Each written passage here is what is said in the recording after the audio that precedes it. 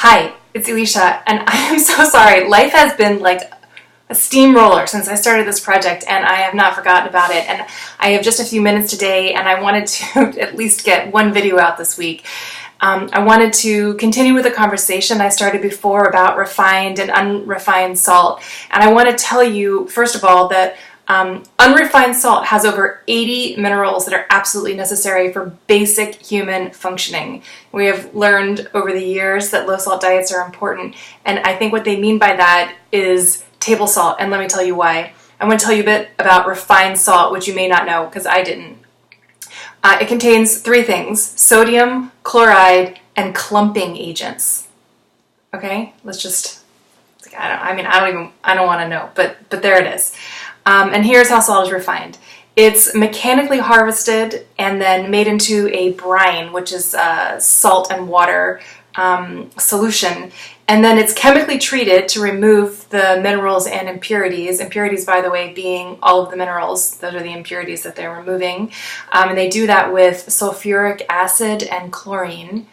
And then it's evaporated under high heat, which disrupts the molecular structure of salt. Okay, we've taken now completely, it's literally, there's nothing left in salt but just, the saltiness. The rest of the fluid is then removed in a dryer, and then up to 2% of it is added with these anti-caking or these clumping agents.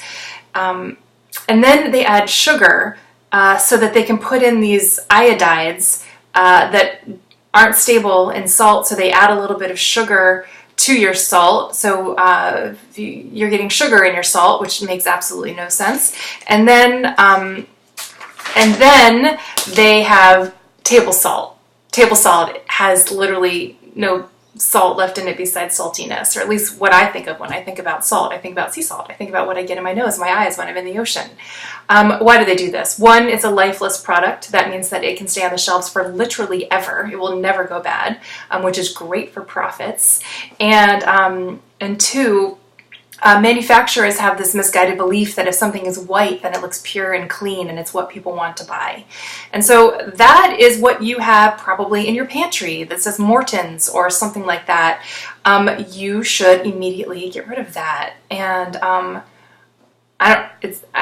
literally there is no use for that besides maybe is that salt good for making ice go away when it's winter? That would be the only thing I could think of.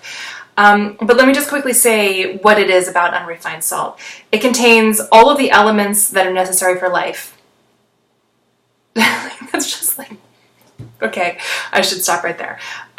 It does not, however, have a lot of iodine, which is, we're getting to seaweeds as soon as I can get a breath to tell you guys about this. It has not been put through any machines. It has not been added any kind of chemicals. No chemicals have been added. There are no explosive used to get it. That's nice. And the magnesium and the potassium are necessary for a strong immunity. So at the very least, by adding unrefined salt to your diet, you're strengthening your immunity, along with giving yourself over 80 minerals. And by the way, I used to use trace elements in my water, and I since have stopped that, and I've just been putting a couple twists of my sea salt in my glasses of water. I like drinking it so much better, and I feel great. So that is what I have to say to you. Pitch your table salt and go and get yourself some great sea salt. Also, Redmond's salt is from, I think, Utah. It's a local American salt if you don't want to get the fancy French varieties. But anyway, unrefined salt, refined salt, don't do it, folks. Okay, I am still super fired up, and I am sorry to be slacking, but spring came. Okay, I hope you have an amazing weekend. What day is it? It's only Wednesday. I hope you have an amazing week, and I'll speak with you soon.